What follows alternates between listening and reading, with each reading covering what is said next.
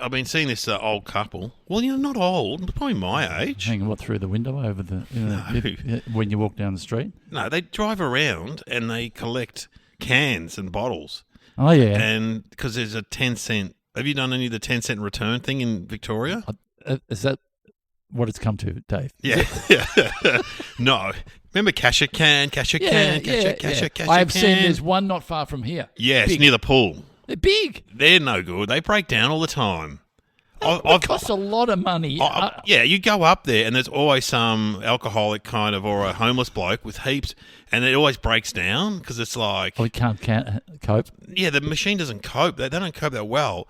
There's one near here in Preston, and you go there and there's actually people manning it, and that's much better. But there's always a queue of people because my wife and kids are like, oh, we should do it. It's good for us. But I'm the one who always ends up doing it. Yeah. We've got a whole... You look at our house, it looks like a rubbish heap because there's all these cans on the side of the house. Yeah, let's get a dog, and I'll be the one that's picking up the shit. Yeah, that's why I don't want to get a dog. Yeah. I said that to them. Yeah. If you want to get a dog, that's fine, as long as I don't have to walk it and pick up its poo. Then everyone goes silent. Yeah, that's right. So anyway, you go to this factory, which is really good in Preston, but you always, in a car, don't go after a weekend because you got heaps of pissheads taking their bottles in on the Monday.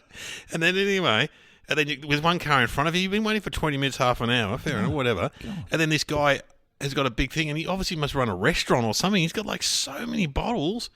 But I had my whole, my car's quite big. It's a big Volvo thing, 7-seater. I had the whole back thing filled of cans and bottles. I took it through.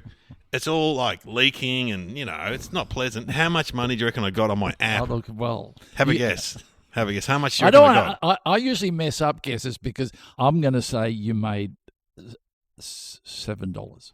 No, 20. 20. Sorry. Actually, and one time, early on, they'd give you cash. This guy would bring out the cash. I'm like, oh, this is good. But now it's like, oh, you got to get the app, and we'll put it straight into your app. And it's like... And for the amount of time, the amount of effort. I mean, it's good for the planet, Glenn, but... But aren't you still...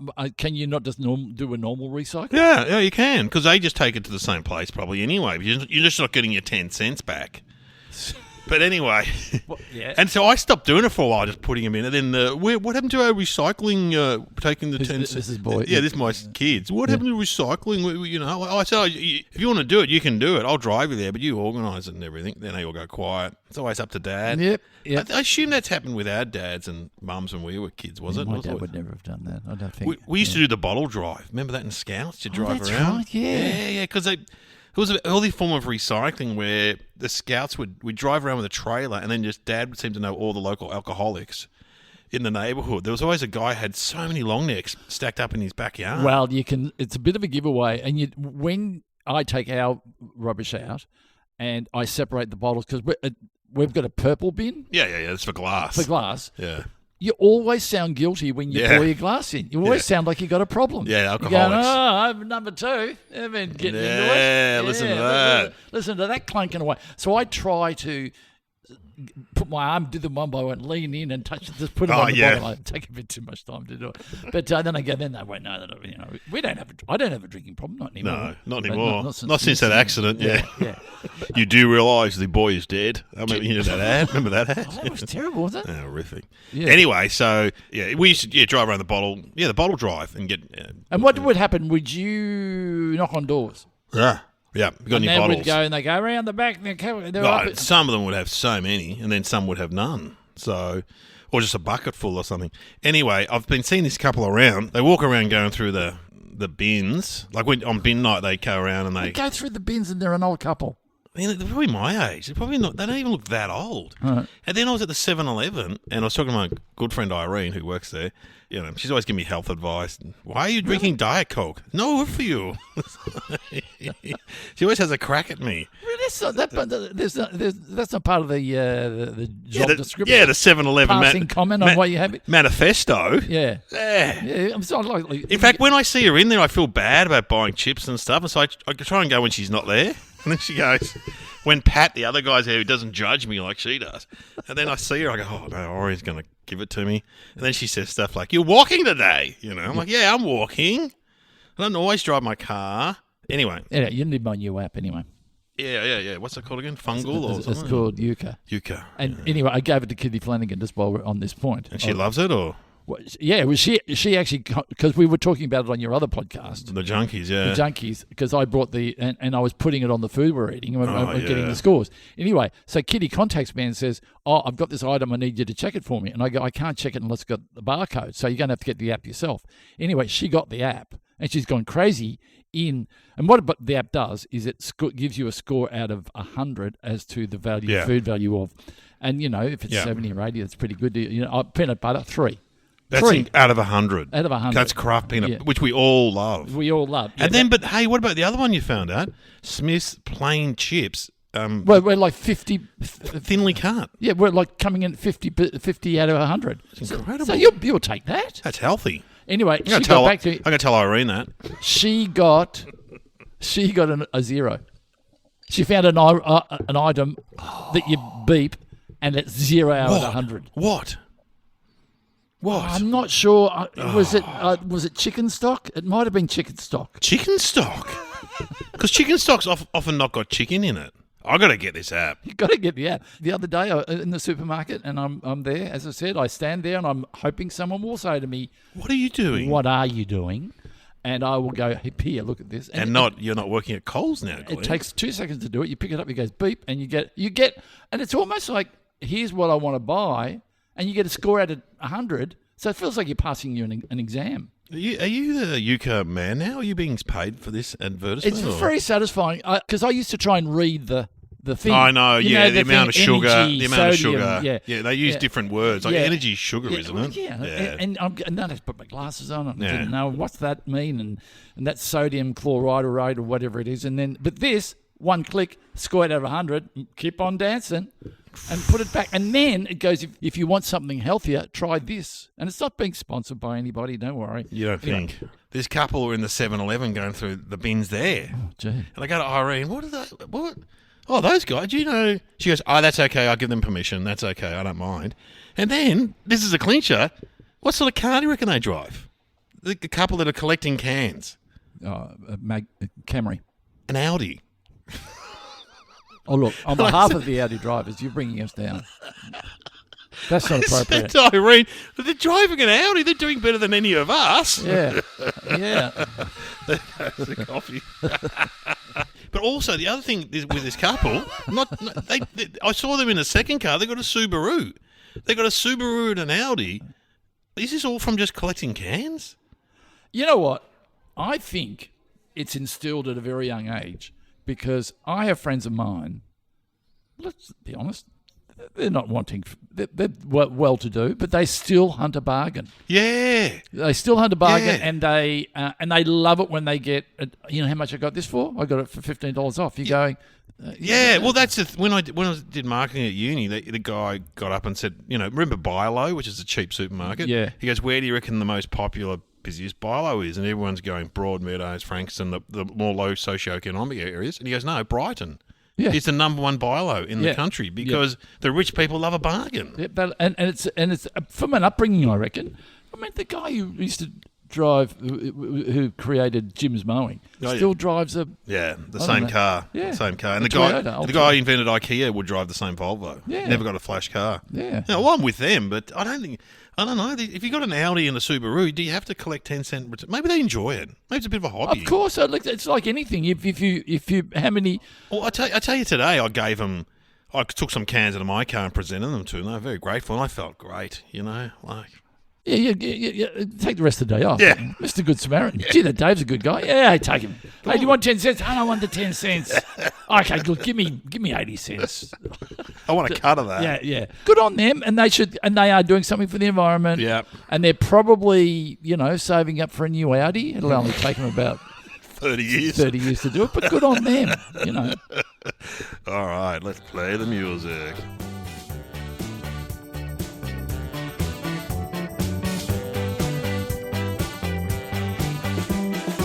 Welcome to Somehow Related. Now please welcome your hosts Glenn Robbins and Dave O'Neill.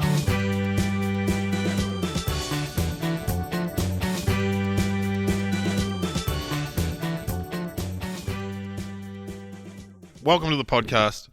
Samo related. We've got somewhat unrelated. We mentioned Kitty. She's on a new episode, and it's a great episode. So subscribe at Patreon or Supporting Cast or Apple Podcast.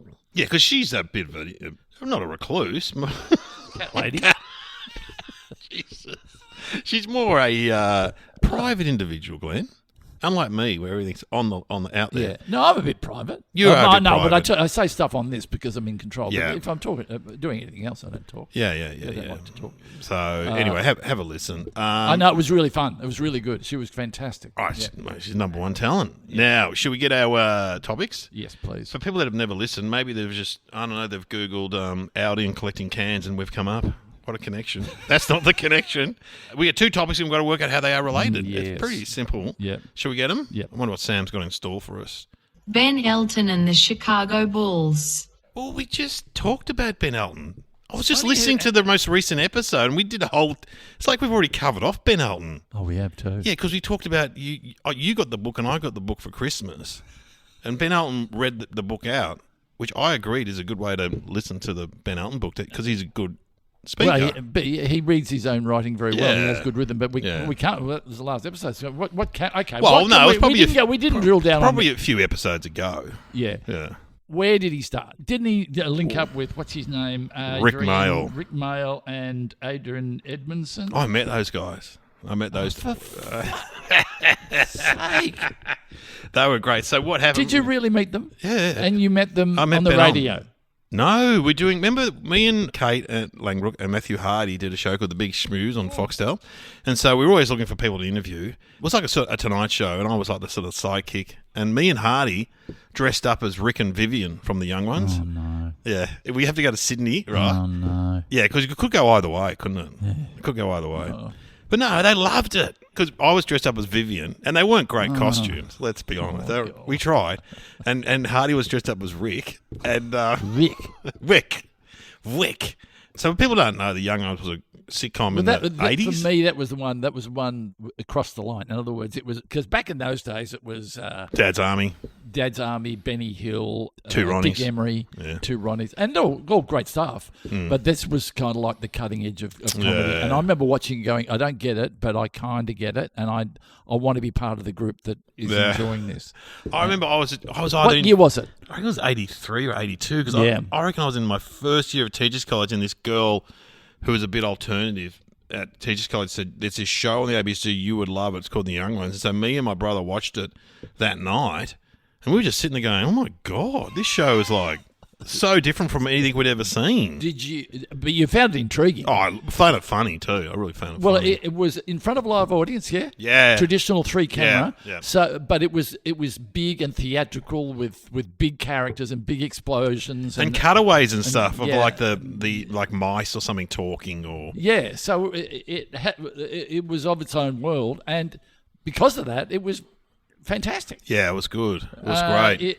It was incredibly popular. And Ben Elton wrote that with Rick Mail and... that would have started... They went to uni together or Lisa something? Mayer. Yeah, they met at uni. Remember in the book, he meets him first day at uni. Yeah. Because Rick gets up and gives a talk to the new students and he goes, I'm Rick... What do you say? I'm Rick Mail? I'm a legend? There were type of people here. There's people who haven't had sex and there's people who are going to have sex with me. Is something like that, was it? I'm sure I got that probably wrong. Well, he was... When I met But him... he was ahead of Ben Elton. Yeah, the year above him. I think, maybe. Yeah. Yeah, and they went to like Manchester Uni. So they weren't from Oxford or Cambridge. Right. Because Ben Elton always brings it up as that he was sort of looked down upon because he wasn't from one of the big unis. He does talk a lot in the book about not being liked and being looked down upon and not being respected. Yeah. Does talk about the common theme, isn't it? Yeah, common theme. And from the other podcast, that was the first thing he said to you, which was, "You don't like me." After I did the Queen musical, "We Will Rock You." Yeah. But so anyway, so we dressed up as Rick and Vivian. We're waiting for them, because in what they do is they have different media in different rooms in a hotel, and they just go from room to room or some, And so we walk in, and we're sitting there. No, they're sitting on the couch, and we come out as Rick and Vivian, and they're like, "Oh!" They thought it was really funny. Oh, good. And then Rick goes, "Okay, turn on the cameras." And Rick turns it on. And he goes, "Wyatt, you guys owe us money. You are pretending to be us. This is disgusting." And Hardy's like, "Oh, how much do we owe?" He goes, "Sit down. We need lawyers here and all this." So Rick was really funny, and Vivian. But that was after Rick had an accident where he was a bit.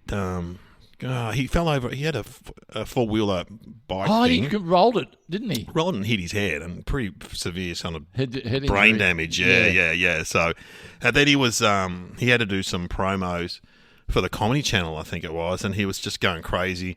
And I was just standing up the back watching him, and Adrian Edmondson came and stood next to me and got a cup of tea, and then he just looked at me and went and raised his eyebrows, sort of like.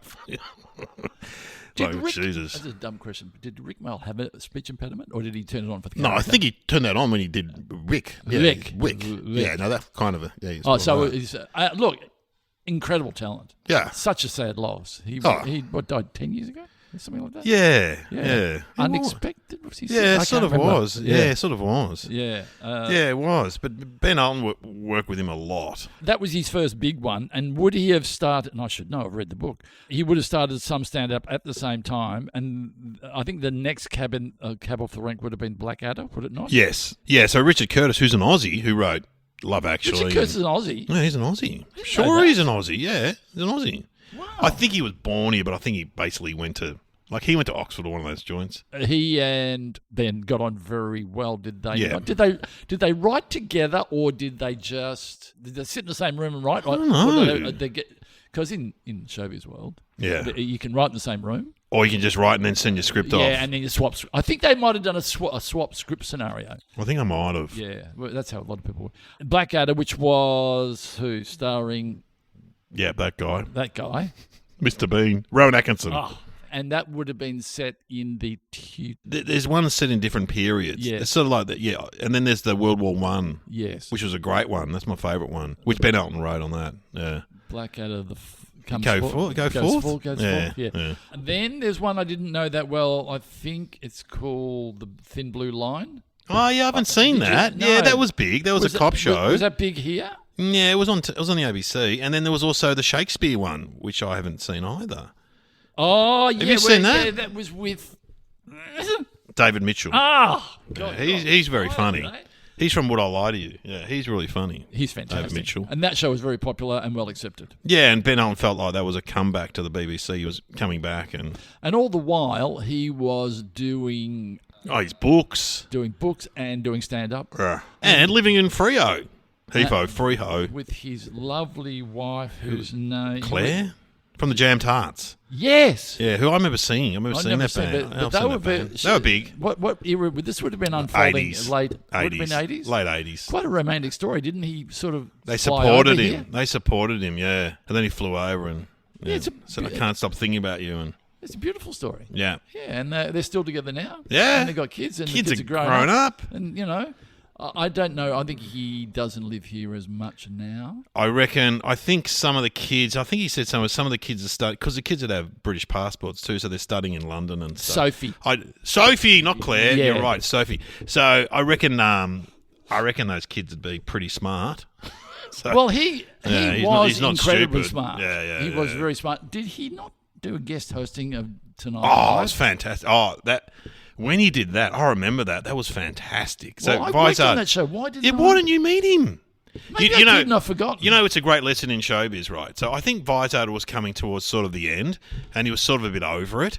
And they got Ben Elton to come on, and Ben Elton just smashed it. Showed you the art form. Oh, and so Vizard was meant to come back the next week, and he said, I want another week off.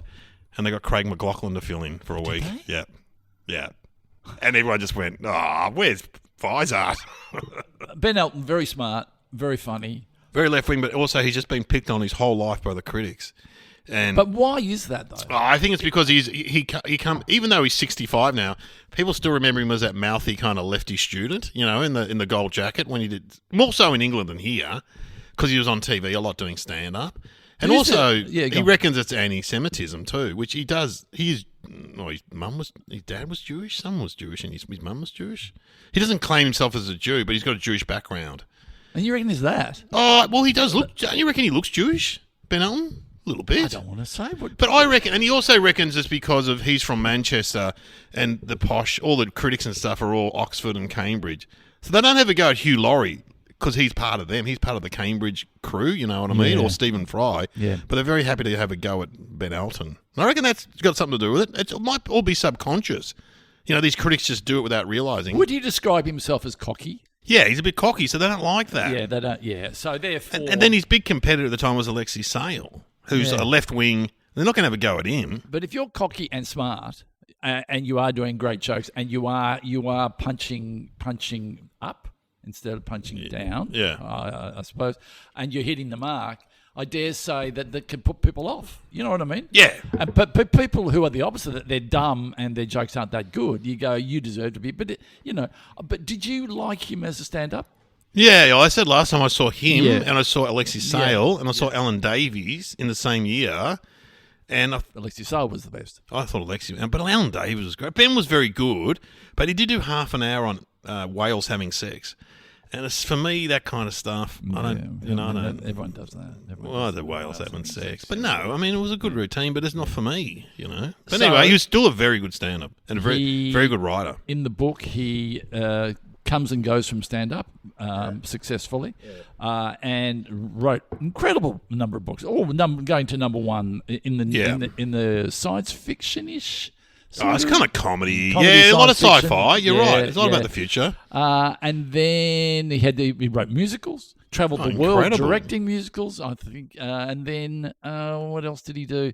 Oh, well, he did that show in Australia called Planet Earth. That was a long time ago now. That was I was on radio. Time ago. That was 20 years ago. And didn't go well. It didn't go well. No. And even the critics here turned on him. Yeah, they did. They did. Yeah. I remember at the time, the vibe in the industry, I think, was, why is he doing it? Why isn't an Australian hosting that show? I think that was the vibe. And his argument was, I guess, I have got profile and I'll bring Australians with me. Yeah, he had some good talent in that show. Yeah, and the show was a high wire act. I think it was live. Yeah. I mean, seriously, live with sketches. He would come on and do stand-up and then throw to a sketch. Yeah, and that is so hard to do. I mean, Saturday Night Live do it. And I think they only did 3 episodes, didn't they? 2 or 3, and it got axed. Yeah. We've all worked on shows like that. We have. Showbiz is hard. What was the one I did that got axed after 2 episodes? And the guy in the fruit shop, I said, I love that show. Was it like a special? A one-off? I'm like, yeah. Yeah, it was just 2 episodes. Let Loose Live. Remember Let Loose Live on Channel 7? Yeah. Was it a sketch show? Yeah, it was a live sketch show. Live sketch show. Me, Veach? No, Peter Moon? Oh, who else was in it? Oh, there's a lot of people in it. That's often the mistake with sketch shows. They put too many people in it. Yeah. There's just too many people. You can't. It has Paul no definition. Kalisha? Yeah. Oh, anyway. And the problem is, too, they put them together. Yeah, it's not an organic group. A group that's formed in the live scene, and they put them on they're already current as opposed relationships. to, say, Arnie Donna, who have already been working for years together. And when they do something together, you go, well, that's good and funny.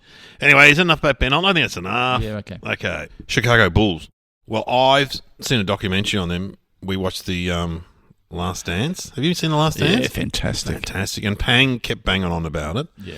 And then he got Kitty to watch it, and she was going on about it. And then, because my son plays basketball, and my daughter's going to play now, they're both loving it. And so we watched that. Oh, it's great. No, it's great. I mean, that is really that's Chicago Bulls. Jordan's journey. Yeah, Michael Jordan. And Scottie Pippins. Scottie Pippen. He's amazing. The best voice in the world. Yeah, that great voice. Yeah. Dennis Rodman. Oh, yeah, he's wacky. He's the one who went to North Korea and met up with Kim Jong-un. Because Kim Jong-un that's right. loves... too. But one of my friends brought Dennis Rodman to Australia and did a tour with him. He promotes people. Okay. And he said Dennis Rodman told me that he didn't know he was going to North Korea, thought he was going to South Korea, and didn't really know the difference until he got off the plane. You look at the schedule, and there's a big difference between North and South, meaning on the running order, on the schedule. You're going, what? Where am I? I'm not in Seoul. I mean... Kim who? Kim. Is that Kim? But okay. If you watch that and you know anything about Dennis Rodman, he's pretty much into drugs and alcohol and partying. Maybe he was just partying. And you know who else played for them was the Australian guy. Yeah, Luke Longley. Luke Longley, yeah. Who, and from that series... He didn't get much of a look in, did he? No. And he was a really big part of that, wasn't he? He was in the 5 people that started. So he was like the big defence guy. I mean, you see him in the background and they mention him in the commentating, and he would stop the people from getting hoops, baskets. He was like a big dude. That's your job. And he's, 7 foot something or other, isn't he? Oh, There was another guy in there, a black guy who didn't get mentioned much either, who was also in the five main play. I can't remember his name. I can't remember his name either. But Scottie Pippen was up there. Yeah. He was great. Yeah. But they went through that, and that talks about that period, which was in the 90s, was it, when they won like 6 titles or something, or unbeatable, and it's just that whole journey. And they had that coach too that was he was great, pushed to the side and then brought back. And the white guy with the moustache, he was good too, Scott. Scott. Scott. Yeah. But listen to us. We don't know anything about basketball. No. Even though I will say, everyone, I did play for the Nuttawat Inspectors. You did? Yeah. Well, you've got to get a bit of height about you. What are you, 6'1"? 6'1". You would have been 6'4" back in those days. You've shrunk down a little bit over the years. Yeah. No, this was like year 9, so I would have been about 15. Me and my brother played for the What was your specialty? Not being very good. They're still going, I think, the Nuttawat Inspectors. What do you do? Would you use the backboard? Would you slam dunk? Would you a 3-pointer guy? Are you a... I'm not very good at any of it, so I assume I would have been trying to do defence, but it was so long ago I can't remember. My kids ask me about it all the time. I can't remember.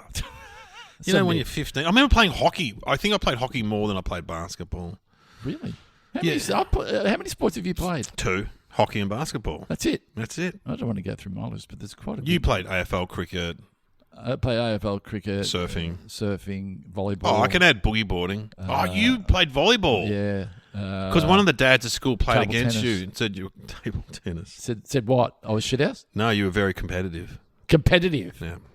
Competitive? Yeah. What does that mean? I think he said you took it pretty seriously, the volleyball. Well, why wouldn't Did you play for a while, did you, volleyball? It was nude. Beach. Nude beach volleyball. Nude beach volleyball. No, it was in a hall and everything. We go every Monday night. I play with Wilbur Wild. I drive over to his house. We'd play volleyball, then go back to his house and then have some food. It was a really fun adventure. I was single at the time, and it was really good. Good times. Good times. But volleyball's hard. It's hard. It's hard. Yeah, but really hard. And the ball's quite hard. You forget how hard the ball is. Listen to us. So what is their logo? It's a bull. It's a bull with blood on the horns. Yeah, and there's currently an Australian playing for the Chicago Bulls, Josh Giddey, who's from Melbourne. Oh, really? Yeah, he's from Melbourne. He's great. If you watch him, he's great. The money, you don't like to go on about it, but Millions. the money is, it's the point of, well, is it ridiculous? I mean, it makes so much money, so therefore it's only fair that if you make it to the top. But isn't there someone called Steve Curry? Is it Steve Curry? He gets like 59 million or something? Yeah, it's amazing. Yeah. LeBron's one of the kings. And how do they negotiate that? He's 39 and now he's playing with his son. God, incredible.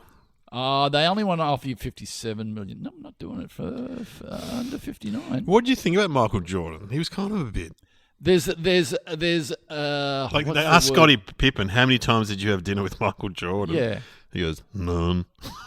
None. Because Scottie Pippen would have organised dinners, but MJ never. I think MJ liked to pretend. Well, he was an enigma kind of thing. Come in, do what he did well, and then disappear back into the night. Also, I loved it how he just go. Then I was in this restaurant, and I saw the coach from the team we were playing, and he blanked me. That's all I needed. That's all I needed to fire me up. He always needed a slight against, and then I was checking in, and the guy didn't look at him. That's all I needed. That's all, and that would fire him up to win. He just had to get slighted or someone say something to him. To be honest, I like it when you do that voice. Good. I can't do Scottie Pippen's voice. He's got a great That's voice. ridiculous. He should have been a singer. Yeah, he's like Lou Rawls, incredible voice. Yeah, no, but you're right about Michael Jordan. There was an aloofness, I suppose you could call it. Fair enough. But a lot of elite sportsmen are like that. Yeah. A lot of people are like that anyway. So therefore, you look at a lot of. You're like that. You're like the MJ of, Am I? You've been going for a long time, But I'm a bit aloof, am I? No, really. I don't think I'm aloof. Not really. I can be. I'm a little bit closed. You're not aloof. Let's not talk about me. So Josh Giddey plays. There's quite a few Australians playing basketball now. Luke Longley was probably one of the first. Yep. There's a great Australian story. Have you seen that? On Luke Longley? Yes, I haven't. I can't remember anything about it, but I remember he basically works on the land now, doesn't he? He's got a farm in Denmark. Which he looks happy. In WA. Yeah. And grew up in Freo, Heave-ho, Free-ho. So Josh Giddey plays, but also my neighbour, Johnny Furphy, plays for the Indiana Pacers. He's in the NBA. My neighbour. Hang on, your neighbour, Yeah. meaning... Kid across the road. The kid across the road Yep. is playing NBA. I practically raised that kid, as I say. So he went to I am interested in how you get from, where do you live again? Fairfield. Clifton Hill. You live in Clifton. How does he get from a little street? Let's say big street in Clifton Hill. Went to the normal primary school. Then he did go to Maribyrnong High School, which is a government school that concentrates on sport. Yeah. Because I did a gig there. I didn't know. You know when you go into a gig and no one tells you anything about it? Yeah. So I would occasionally do gigs in staff rooms for teachers, right? So someone said, "Can you do a gig at Maribyrnong High School?" I went, "Yeah." I wouldn't do the kids are too hard, but I do the teachers, because I did teaching. Anyway, I walk in the staff room. I got a little microphone. I start going, and there's just a normal amount of teachers. Then a big black guy walks in. I go, "Oh, what do you teach?" He goes, "Basketball." I'm like, "Oh, that's cool. High school with a basketball teacher." Yeah. Then another black guy walks in. I go, "What do you teach?" And he goes, "Basketball." I'm like, "What?" Then a third guy comes in. I'm like, "Oh, this is ridiculous." What? And then someone said, "Didn't they tell you it's a sporting college for?" And that's where he went. Anyway, that's where he went. And then he, I don't know, he played in America. But we can ring his dad and talk to Richard. I know Richard well. Richard Furphy. Have you got his number? Yeah. Would he mind? Would you think it's weird that we're ringing him up? No, I've talked to him on the radio before. When he got of course. drafted, I had him on the radio. It's a shame, isn't it? Because we can talk to him. I don't think it would be rude of us to ask what his contract was. I think that's in the report. Don't ask about the money. It's rude, isn't it? But they always do that. They always. You know who's a big NBA watcher? Hughesy, who's been on this podcast. Well, we do want to talk to the bloke over the road on Hughesy. And Hughesy goes, "Mate, Johnny Furphy be loaded. He's getting so much money." We won't ask about it. Let's ring Richard, huh? Yeah, okay. All right, we'll see if he's home. Poor Richard.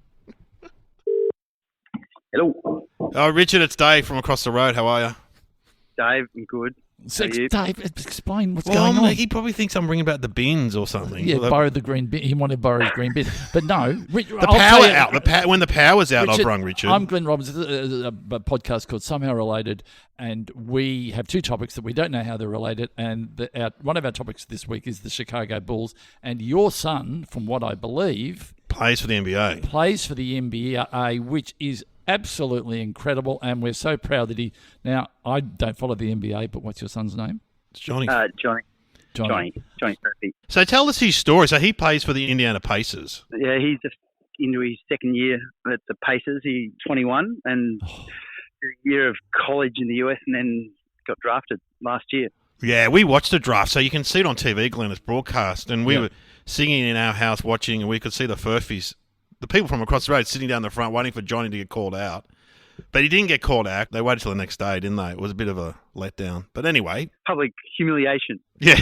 But can you give us in a nutshell the journey from growing up in Australia to now playing for the NBA? Oh, no, he's just like any kid. Like, he loved basketball. He loved sports and loved basketball. And like every kid wants to play in the NBA. His brother and his sister both played basketball. His brother's good and grew pretty tall. So he knew that he was a chance to play at a decent level. But during COVID, we sort of had nothing. There was a time when he was like 15 and COVID, and so the sport was shut down for a couple of years. So everything was sort of stopped. Out of that, he started playing basketball with his brother at Melbourne Uni because the club he had been at had sort of collapsed during COVID at Hawthorn. So he was always small for his age. He was not particularly... Yeah, he wasn't tall, was he? Because he went to the same primary school as my kids, Glenn. Right. Yeah. Small, sort of skinny kid, pretty late developer. But then after basically in COVID, they, like all our kids, they basically went into their rooms, went under a doona, and then came out 2 years later and played video games for 2 years. So that was probably, that was his elite training for that period. He got into a team, like a state team in the under-20s. Then from that, he got asked to go and try out in Canberra at the AIS, and that's sort of where things started happening. Wow. Yeah, and then went to Kansas City in the college team. He was just okay, and then he went to play in a sort of a showcase because he wanted to go to college, but he didn't really have any recruitment after he finished VCE, so he was going to stay there for another year. And then he went to play in a tournament in Las Vegas where he did pretty well, and there were a bunch of coaches from colleges there, and he sort of just popped off. And then all of a sudden he went from having no recruitment to getting recruited by pretty much every major college in the US. That's fantastic. Yeah, What a great story. And then he went into the Indiana Pacers, and now because my son's into basketball now, we've been watching, and he's part of the starting five recently, which means, Glenn, what does that mean, Richard? That's important, isn't it? Pacers in a funny state at the moment because they've got a few injuries, but he's had an opportunity to be in the starting five. So the last 12 games he's started, which means you're part of the main the main players, the top 5 players. It's incredible, and he was done well. I mean, I don't watch it all, but the kids tell me. Then we rewind, and he's got a few 3-pointers, which means you throw the ball in the hoop from a long way. You know what that is? A long way. Is it hard for him to be progressing in a big world like that without his family around, or do you travel over there regularly? Probably the last couple of years we've been over there a bit just because he is so young. And he's pretty resilient, but it makes it easier, I think, for him just to surround people that just he doesn't have to talk to them, but they're familiar. So we've tried to sort of be around. It has been pretty challenging. Like you don't get a lot of feedback, so you don't know whether you're doing well or doing. And then also people are getting traded all the time, and sort of sometimes you'll turn up and there'll just be a swinging locker door and someone's been, the person he's friends with has been traded. Really? Yeah, so your head's on the line week to week, not year to year. Is that right? Pretty much. Wow. Pretty much. I mean, he does have a contract which would protect him financially, but he can get moved on any day. And does he live alone? Does he live with a group of guys? Do they help him out in that area? What do they do? He found a 2-bedroom apartment so that whether we stay or his brother or sister or whatever friend, he can stay. So a spare room in downtown Indianapolis. What's Indianapolis like? Is it cold? Is that snow a lot? Today it's minus 15 or 20 or something. Yeah, it's crazy. Yeah. Which is weird, given it's about 40 years. Yeah, it's different. But then it gets sort of steamy hot in summer. I saw a kid the other day, I don't know who it was, he started crying on an interview because he was homesick. So obviously you said that's hard. But you get on the phone, you get on the Zoom or whatever, and you can talk pretty regularly, and he can let you know how he's feeling. Yeah, I saw that. He's pretty close with his brother and sister, and what's been good is they'll often game, and so they chat while they're gaming. That's a good idea. His sister was at college in California playing soccer, so she sort of understood what he was doing, and that's been really helpful having those guys. Glenn, the Furfies who live across the road from me, you've got, and Joe also played for Geelong for a bit in the VFL. Yeah. You've got Johnny in the NBA, and the daughter Holly played American college soccer, and then there's my 3 kids across the road. We got the artistic side of the street, and you got the sporty side of the street. That's all right. Everyone's bringing something to the plate. Yeah. But they're into basketball, Barney and Kitty. Barney plays. Yeah. They love it. And also, you play the Chicago Bulls. So Josh Giddey, he's another Australian, Glenn. He plays, and he's very good. They're playing soon, aren't they? I think they play Chicago tomorrow morning. Oh, that'll be exciting. Do the Aussies hang out? I suppose they're in different towns, though, aren't they? Yesterday they played Landis, who's playing against Dyson Daniels. Oh. He was playing on Dyson a fair bit, so that was interesting. He's awesome. And then he'll probably be guarding Josh tomorrow, I'd say, a bit. Healthy rivalry with the Aussies. Yeah. Does it all come from you? Is it in your DNA, the basketball, or is it one out of the blue? Nah, I didn't play basketball at all. I mean, we love sport, and I'm like 5'11", so that's no good. Your wife's tall, though. She played basketball or netball? Or? She was a diver. She was a very good diver. I played Australian football, and I heard you were very good, Richard. You know the guy that used to deliver my meat. He played what's his name, Sprouty, and he played in the Uni Blues with you and said you could have been something, but you just yeah, could have been. And he was very shattered when I told him you were a vegetarian because he delivers meat. God, it was funny. Anyway, his meat's good. His meat is good. His meat is good. Happy mate. So if we're listening to this, how can I follow him? I just have to. Do I have to get it on KO or something? Isn't it? Yeah, and then I can watch it. It's a small world when it comes to sport, really, isn't it? Because you can just whack on the computer and find it usually. You can, yeah. You've got, I think, to watch NBA, there's a league pass, so I think you've got to pay. Right. Yeah. Right. I've got a password I can give you if you want. Yeah. Password. I'm just waiting for the NBA to call up and say, how many Furfies are there in Australia? Yeah. Well, there are a lot. Basketball, they play a lot as opposed to AFL. They play like 83 games a year or something, my son was telling me? Yeah, 82 in the regular. Yeah, they've just come off a 10-day road trip where they played 5 games in 10 days on the road. The injuries would be a factor, I reckon, surely. There's like 15 on a roster and there's 5 people on the court, so they have a few backups. Well, everyone, have a look at Johnny Furphy. He was in the Age the other day. He's often featured. Him and Josh Giddey are often featured in the paper because they're Australians, and so they love it. Yeah. And how tall is he? 6'8".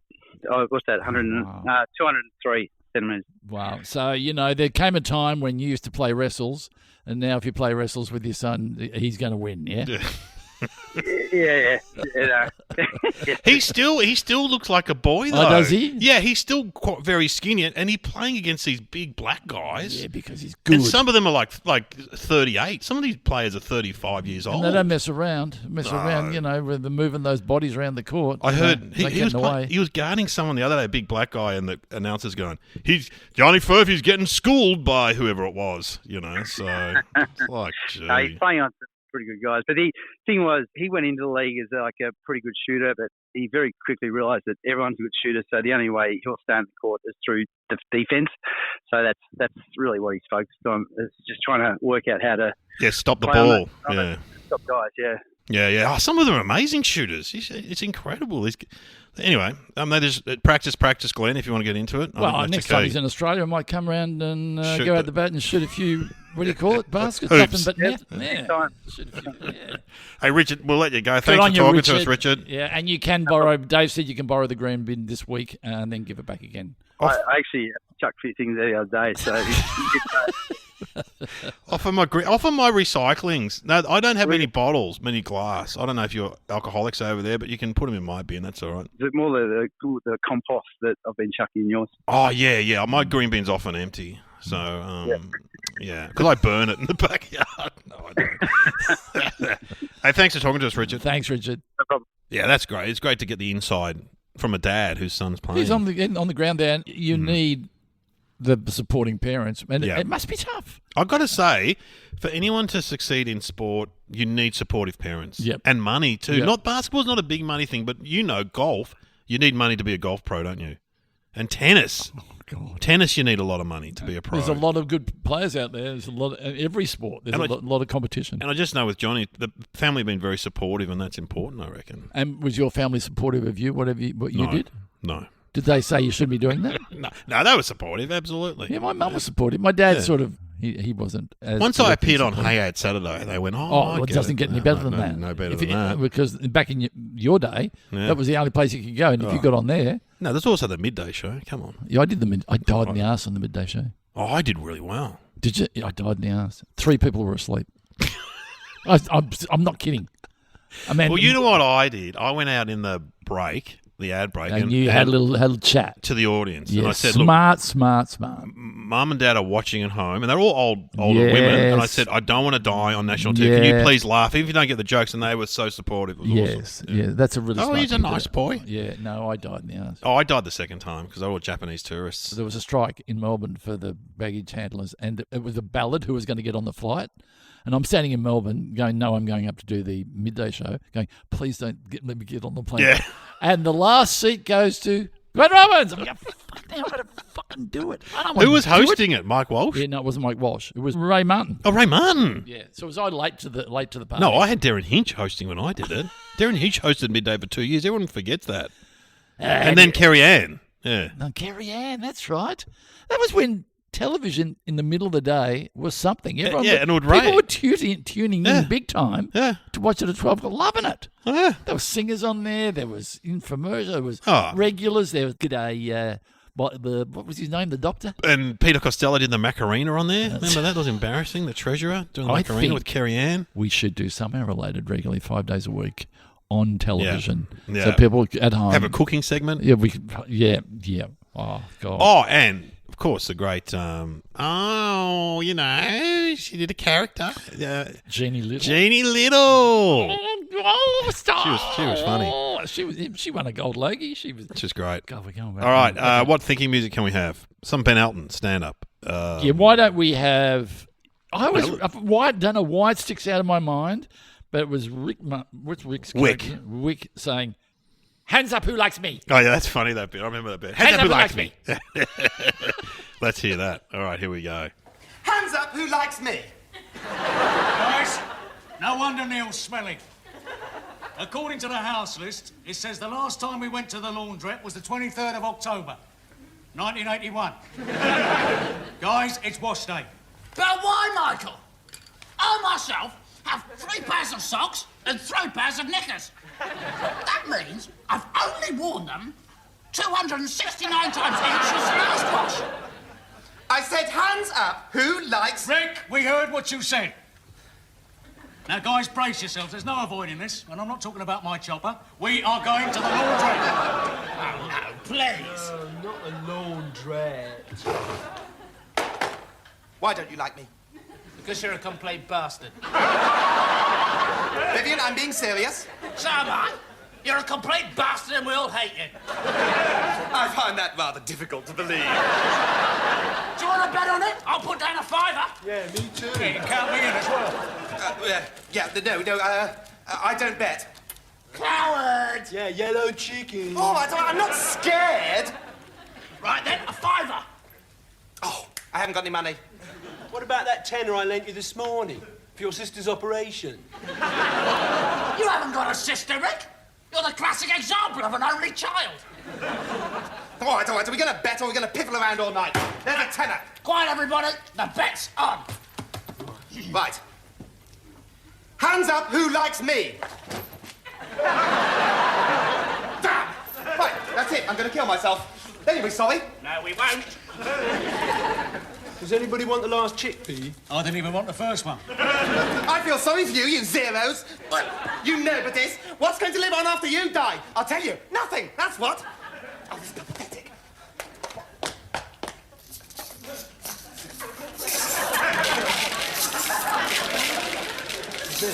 Ben, can you, actually kill yourself with laxative pills?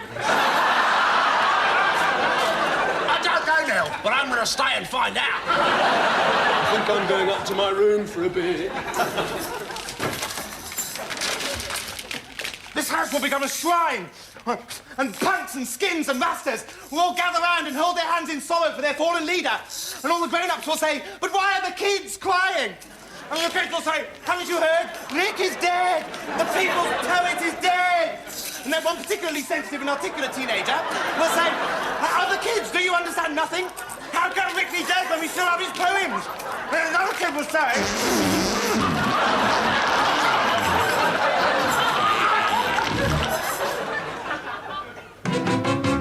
Don't look at me.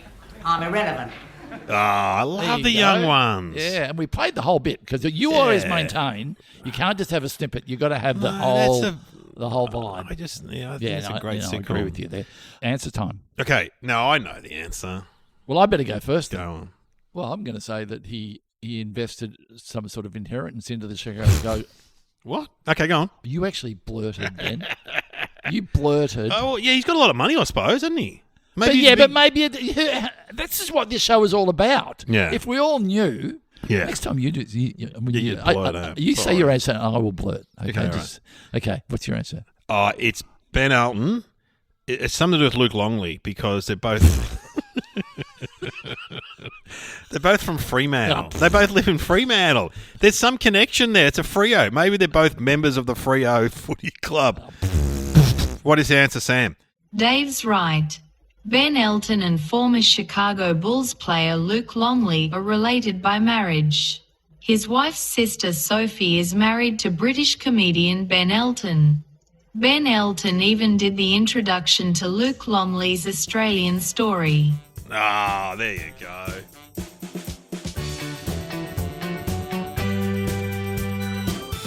You have been listening to Somehow Related with Glenn Robbins and Dave O'Neill.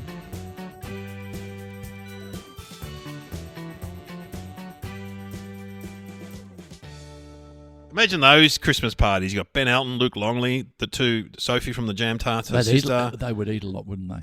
Yeah. Imagine if you had a child. Now, you probably can relate. Any teenage boy eats a lot. They do. Oh, man, they do. They eat a lot. They eat a lot. Imagine if you had a budding basketballer, how much he would eat. Well, Luke Longley's he's huge and he's a great basketballer.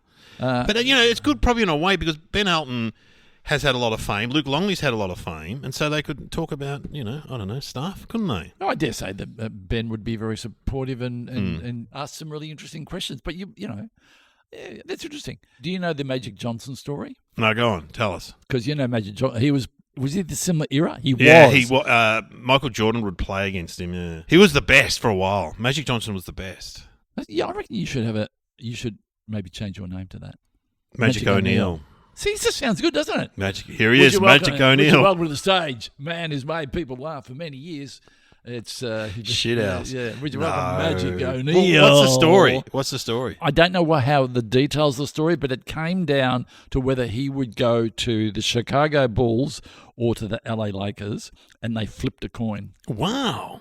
They flipped a coin, and he ended up going to the LA Lakers, and which they more or less say that he would not have been as successful because if he had gone to the Chicago Bulls, because he would have had such, talent, huge talent around him. Whereas when he joined the LA Lakers, he was able to push through and become the legend that he is today. It's a similar story how you got on the comedy company, wasn't it? Yeah. Fast forward, or the comedy company, they flicked a coin.